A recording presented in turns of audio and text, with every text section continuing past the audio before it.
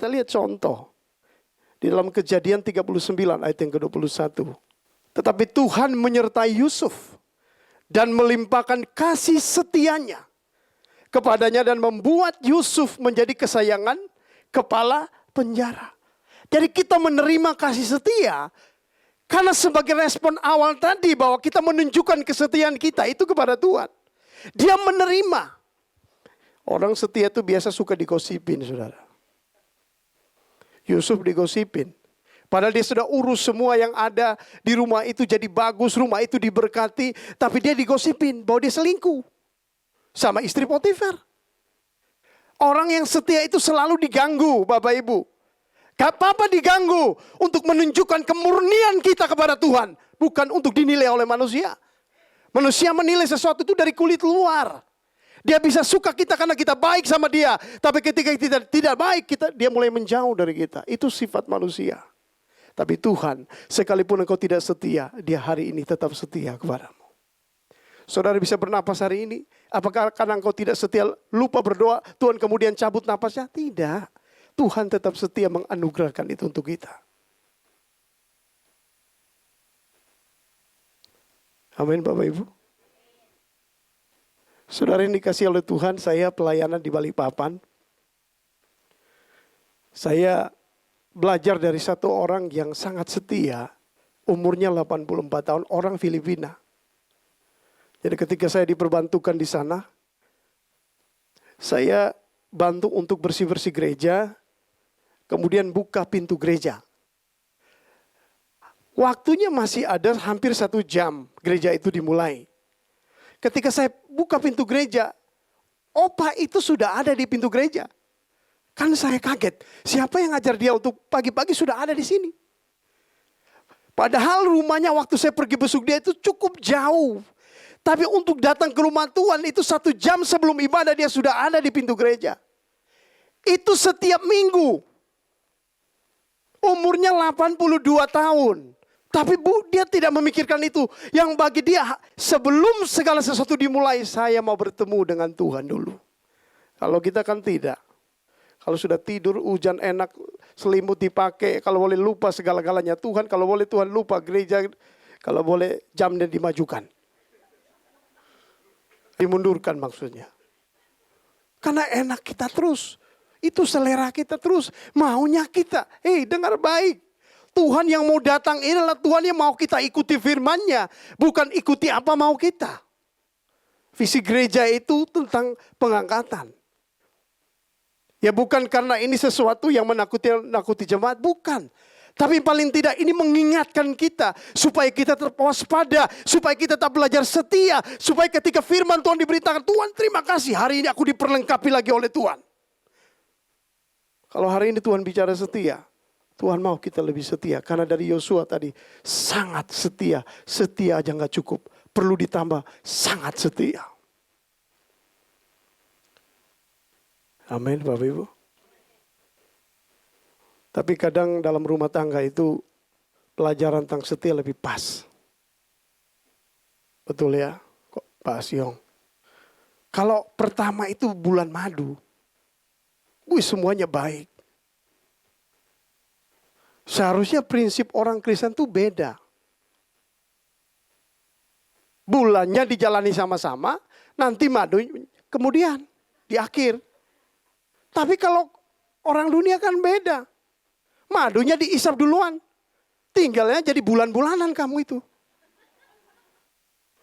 Itu prinsip dunia kayak begitu.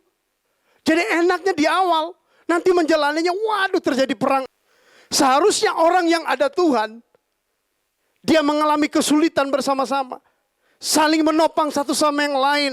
Saling menguatkan satu sama yang lain. Sehingga di akhirnya damai sejahtera Allah itu memenuhi dan menyertai mereka sampai masa tua mereka. Haleluya.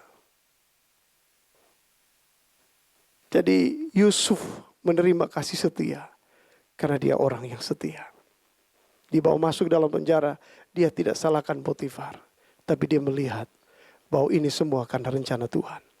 Orang yang setia, yang dia pikirkan tidak pernah menyalahkan orang lain. Tapi dia melihat di balik masalah pasti ada berkat Tuhan yang tersembunyi. Kemudian poin yang kedua, kita lihat dalam 1 Timotius 1 ayat yang ke-12. Aku bersyukur kepada Dia yang telah menguatkan aku, yaitu Kristus Yesus Tuhan kita. Karena Ia yang menganggap aku setia dan mempercayakan pelayanan ini kepadaku. Jadi kalau bicara kesetiaan Tuhan, bukan saja bicara bahwa Tuhan lebih dahulu setia. Tapi yang langkah kedua yang perlu harus kita kerjakan, hiduplah di dalam kesetiaan kepada Tuhan.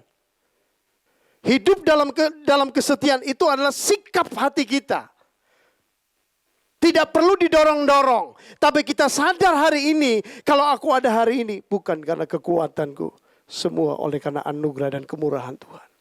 Sekalipun aku dijelek, memang tetap jelek, gak apa-apa. Yang penting hatiku melimpah dengan ucapan syukur. Menurut orang jelek itu kan relatif.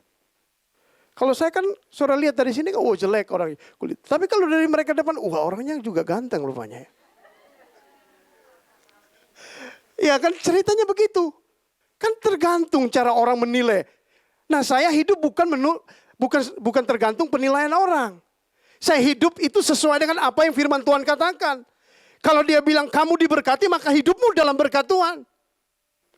Kalau dia bilang bahwa engkau akan mendapat kekuatan, hidup dalam kekuatan Allah. Tidak perlu orang ngomong apa. Aku tidak pernah terganggu. Jadi bagi saya kalau kita setia, hasilnya kemudian. Kadang setia itu tidak mudah. Antara benar atau tidak benar itu beda-beda tipis atau betis. Ya, beda-beda tipis lah. Enggak apa-apa Pak, bohong-bohong sedikit enggak apa-apa ya Pak. Kan ini untuk kebaikan. Bohong ya tetap bohong. Enggak ada untuk kebaikan. Lah orang bohong, masa di dalam Alkitab bilang boleh? Kan tidak boleh. Tidak apa-apa Pak, yang penting nanti master tidak lihat, enggak apa-apa. Yang penting saya di belakang layar aja. Enggak boleh seperti itu. Kita lihat di dalam Lukas 16 ayat yang ke-10. Setia dalam hal apa? Barang siapa setia dalam perkara-perkara yang kecil, ia setia juga dalam perkara-perkara yang besar. Dan barang siapa tidak benar dalam perkara-perkara yang kecil, ia tidak benar juga dalam perkara-perkara yang besar. Kalau orang yang sudah tidak bisa senyum dalam perkara kecil, pasti mukanya akan keram terus. Tapi kalau orang sudah memberi senyuman di awal, nanti dia akan tertawa terus. Makanya di gereja itu perlu orang yang senyum, saudara. Kadang di gereja itu perlu ada orang yang ceria. Karena memang di gereja itu banyak orang yang mukanya keram, pusam. Seharusnya di rumah Tuhan itu ada pesta rohani. Amin. Harusnya orang ke gereja itu menikmati suasana pesta. Jadi punya beban dia. Waktu dia masuk dalam pintu gereja, dia buang semuanya. Hari ini aku menikmati sukacita bersama Tuhan. Apapun masalah aku tinggalkan dan aku menikmati sukacita bersama Tuhan. Bukan datang duduk kayak orang melayat orang sakit. Aduh, orang mati. Susah. Nanti kita kayak kereta api. Duit, susah, duit. Nah kayak gitu orang. Kayak kereta api bunyinya itu. Gak boleh seperti itu. Hidup itu harus melimpah dengan syukur. Saudara pikir saya menikah dengan istri orang Chinese gak mudah? Gak mudah. Karena matanya sipit. Lihatnya pakai keker semua, pakai perhitungan. Saya enggak. Tapi kenapa kita bisa langgeng sampai hari ini? Malah anak saya yang pertama perempuan, kemarin singer di Ladies. Bisa melayani Tuhan. Jadi gak ada yang mustahil, setialah sama Tuhan. Maka Tuhan akan setia dalam hidup rumah tanggamu. Saya tutup satu ayat terakhir. 1 Tesalonika 5 ayat 23 dan 24. Semoga Allah damai sejahtera menguduskan kamu seluruhnya.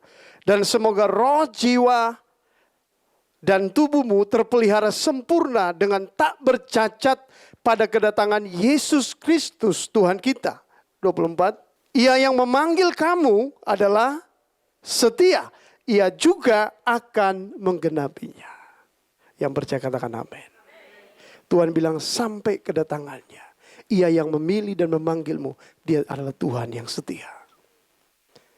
Bila firman Tuhan hari ini menolong kita supaya menjadi umat yang setia kepada Tuhan. Amin. Mau setia kepada Tuhan. Karena Dia lebih dahulu setia. Kemudian hiduplah di dalam kesetiaan. Bukan menurut apa kata orang. Tapi saya punya komitmen. Saya tidak akan pernah berubah. Saudara mau ngomong apa yang tidak baik terhadap saya tetap lihat Tuhan saya. Bila firman Tuhan hari ini menolong kita semua. Kita menjadi orang-orang yang diberkati. Orang-orang yang setia kepada Tuhan.